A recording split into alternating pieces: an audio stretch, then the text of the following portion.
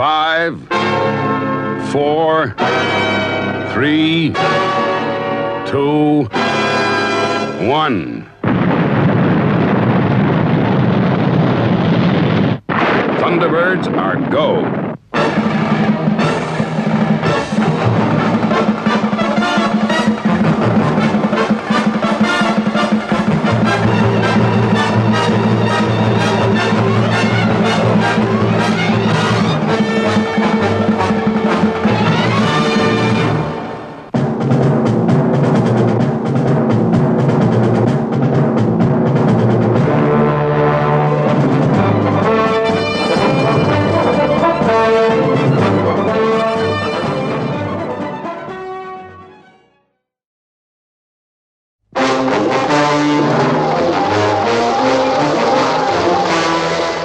Oh, hi there.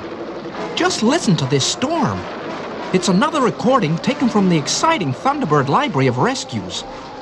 The suspension bridge at Allington was taking a terrific pounding from the storm, and high in one of the bridge towers, the controller's assistant was getting rather worried.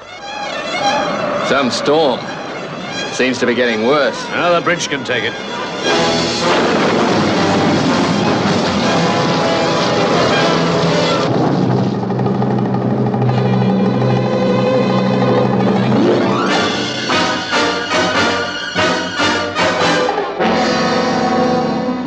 Yes, Minister, I agree. Yes, but... Yes, I agree, but... Yes, very well. There'll be no delay. You can rest assured of that, Minister. I appreciate the situation.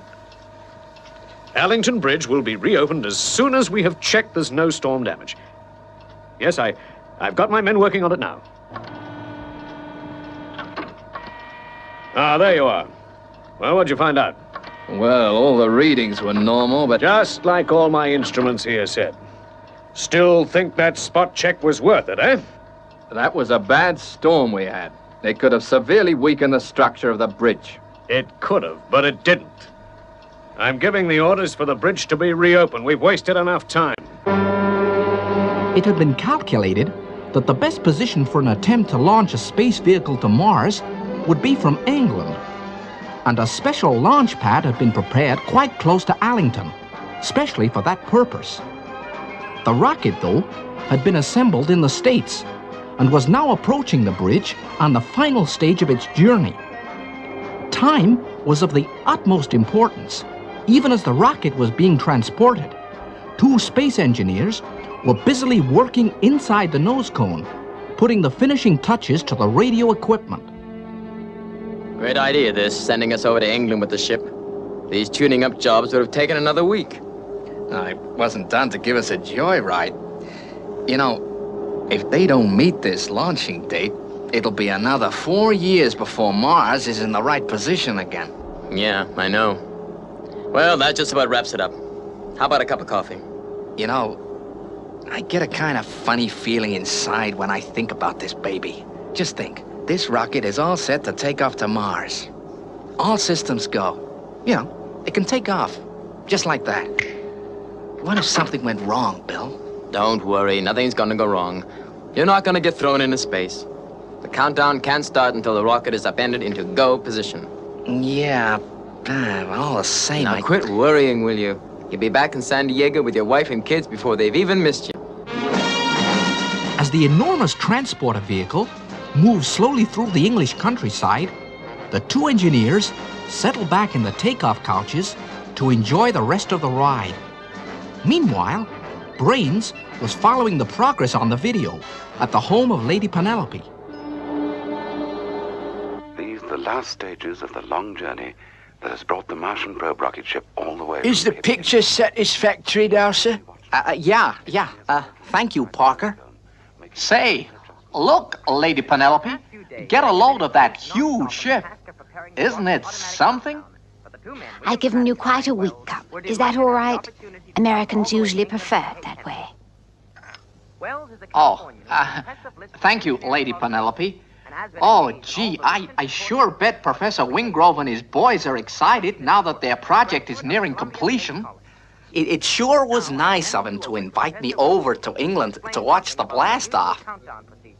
Oh, look, there's Professor Wingrove now. I dare say most of you will have read in your newspapers in England that because of the present position of Mars, the firing has to take place from this side of the ocean. A launching of this size without the facilities of Cape Kennedy would cause a lot of problems. But we have solved the situation by making the space vehicle and the countdown completely automatic. Now, that's enough of that for the time being. I feel I would be failing in my duties as hostess if I didn't tell you that in my home, everything stops for tea.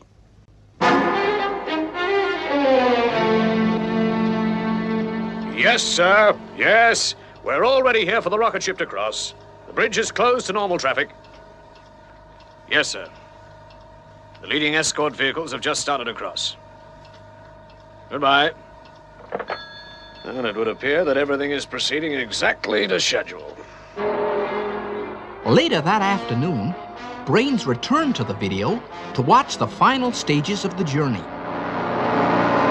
And this particular bridge was constructed 42 years ago as a link in the mighty north-south superhighway.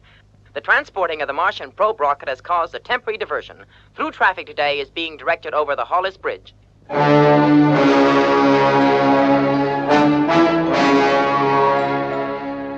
By now, the transporter had reached the approach road to the bridge and began the slow journey across.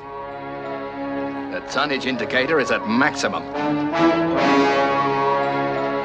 I had no idea the rocket was going to go as slow as this. Never mind. It looks as if the bridge can take it. But now, as the cavalcade reached the center span and began to move out over the swirling water below, the bridge began to tremble. Cracks began to appear in the roadway, small to begin with, but then, as it took the whole weight of the transporter and its giant cargo, they began to widen. Suddenly, the suspension cables, which held the weight of the bridge, began to snap like cotton. Hey, what's going on? What in thunder was that? She's not going to make it.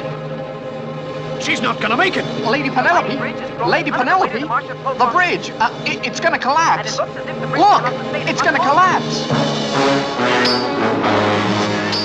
The whole roadway was sagging to one side. Come on. Come on.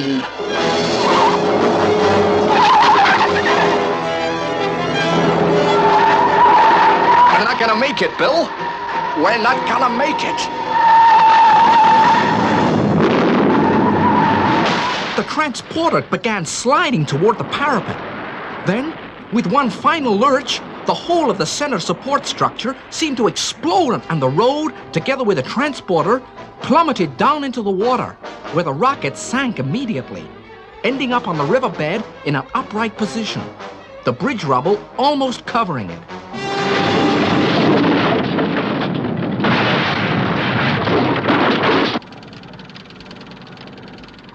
Bill, do you know what's happened? The automatic countdown started. The impact must have started the countdown.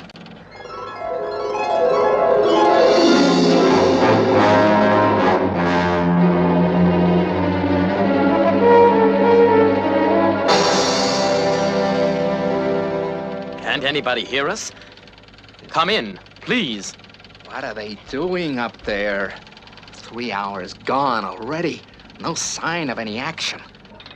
There must be something we can do in here to stop the takeoff. Not a thing, Frank. When the countdown starts, that's it. But couldn't we smash up some of the equipment or something? Yeah, we could, and the whole thing would probably explode. This is Central Control. Can you hear me? This is Central Control. Can you hear me? Come in, please. Over. They've got through, Bill. They've got through. Meanwhile, with the aid of Lady Penelope, Brains had gone down to the bridge to see if there was anything he could do to help.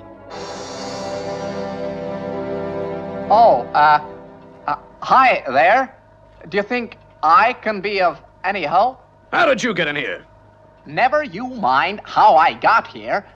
Now, what's the position? The rocket's activated itself. It's going to blow up in just under 8 hours. It isn't necessary for you to inform him of the position, Clayton. Have you men attempted to call international rescue? No, we have not called international rescue. It's a perfectly straightforward problem that we're capable of handling ourselves. Do you mean to say this is all the equipment you've got? And what's wrong with our equipment, may I ask? Oh, this river dock stuff is antiquated. It's at least 100 years out of date. Oh, an expert on rescue, are we? Look, we haven't got time to argue. The fella's just trying to help. Yes, I suppose so, but we don't need any help from him or anyone else. Well, listen, I think you do, and I'm not gonna sit by So and... that's it, you're a troublemaker, huh?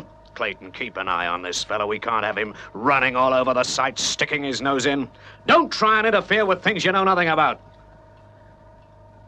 I'm sorry, don't blame him too much. He's sort of upset and worried at the moment. Yeah, I understand. Do us a favor. Try and keep out of sight. Oh yeah, sure.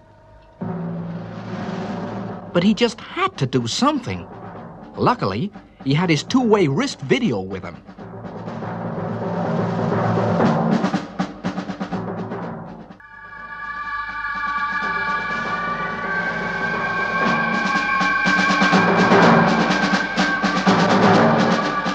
Calling international rescue.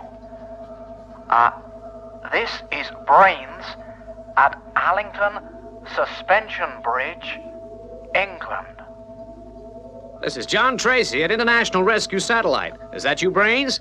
What's up? Listen to me, John, and listen to me carefully. I've got a job for you. I'm all ears, Brains. What are you whispering for? Well, the thing is, I'm over here at the bridge in Allington, and there's a rocket which is right under the thing, under the sea, and it could be that there's a very dangerous situation building up here. What on earth's he up to now? I don't believe it. I just don't believe it. He's talking into his watch. Yeah, I knew it all along. The man's a nut. Yeah, okay, Brains. I get the picture. Thunderbirds 1 and 4 required. Stand by.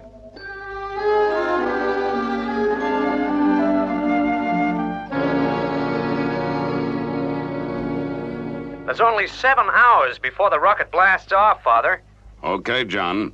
Tell Brains we'll be there as soon as we can. We've been waiting for some action. Right, Dad. Over and out. Carry on, Scott. Yes, sir.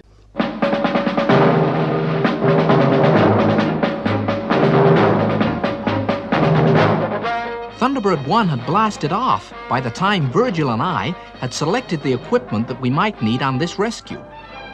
With this aboard, we were on our way. Back at the bridge, one of the floating cranes from Allington docks had capsized in a lifting attempt. But luckily, the crew all managed to get clear. It was then that International Rescue made their appearance.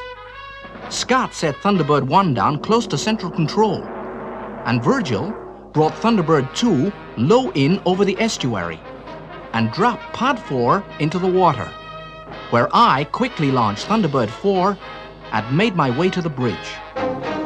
Gordon, I can't talk any louder, so please listen carefully. What's it like down there? Oh, Brains, you old son of a gun. Keep tuned in. I'll give you the full rundown. Yeah,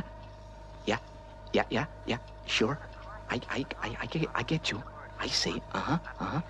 Yeah, You'd think they'd have the decency to advise me of their plans. I see. What's the matter? Okay.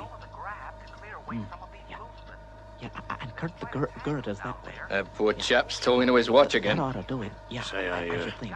I don't suppose, It'll be more manageable that I way. don't suppose he might have escaped from somewhere, huh?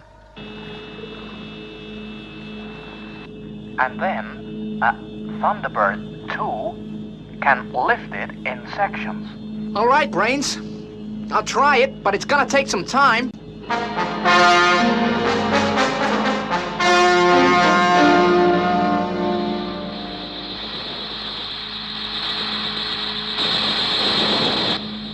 You'll have to give me about 20 minutes, Scott.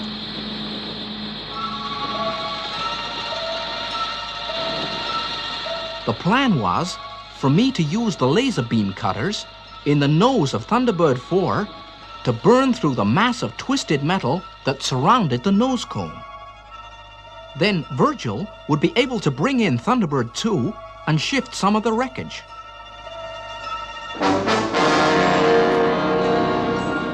Okay, Scott. Clear for Virgil. Thanks, Gordon. Thunderbird 2, it's all yours. At Scott's command, Virgil proceeded to lower the enormous steel jaws of the lifting grab down into the water and began the task of lifting the debris from around the stricken craft, all the time aware that the time was running out for those poor guys inside.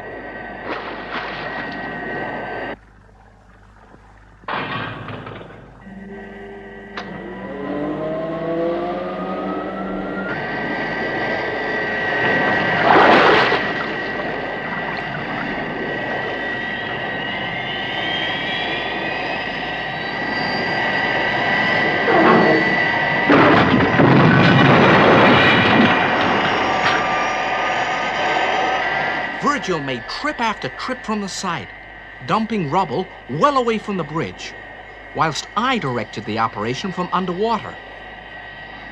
Brains, still in the control room, followed progress on his wrist video. Gordon, is the nose cone clear yet? No. And there's only 15 minutes left. We'll never make it in time. Now, look, this may sound crazy, Gordon, but this is what I want you to do. You've got to get that nose cone clear by firing the missiles. He's still at it, poor fella. Seems to be under some delusion that he's in charge of the rescue. We're desperate enough even to listen to him. Yes, but he's just suggested they should fire missiles.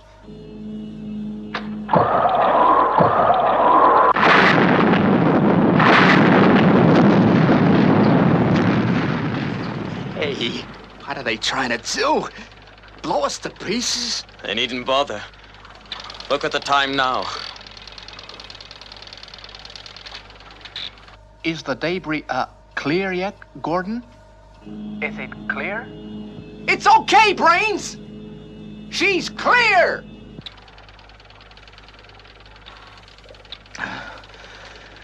It's gone quiet again. They won't give up until the end. They're planning something. The only thing to do in the time left was to try and jolt the nose cone clear, using the hydraulic rams on Thunderbird 4.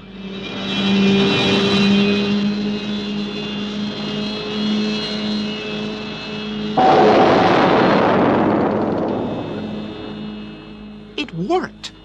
Slowly, the nose cone rose to the surface.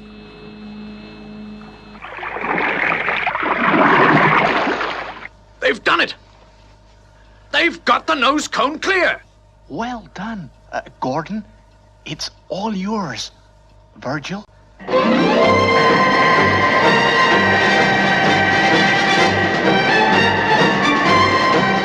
But it wasn't over yet. There was still that rocket ticking the last seconds away below water. Virgil hurriedly lowered the magnetic clamps in place of the grab which he'd now jettisoned, and hovering over the water, picked up the nose cone and carried it and its passengers to safety.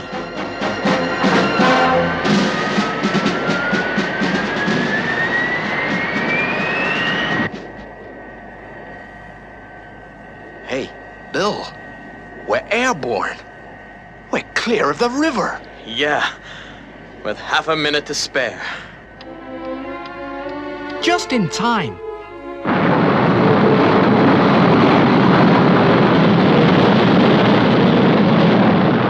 With a great roar, a huge column of smoke, steam, and water shot skywards.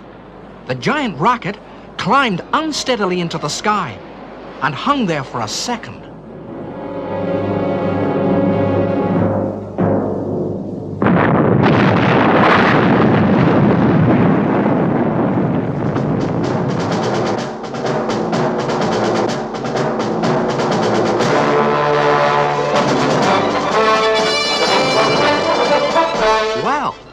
That must have been one of the closest escapes yet. The two space engineers sure were glad to be released from that capsule. A little shaken up, but nothing that a few days' holiday wouldn't cure. But it's a pity that the Mars shot couldn't take place. One good thing did come out of it, though. They proved that the automatic countdown device works, even underwater. Goodbye now. See you soon.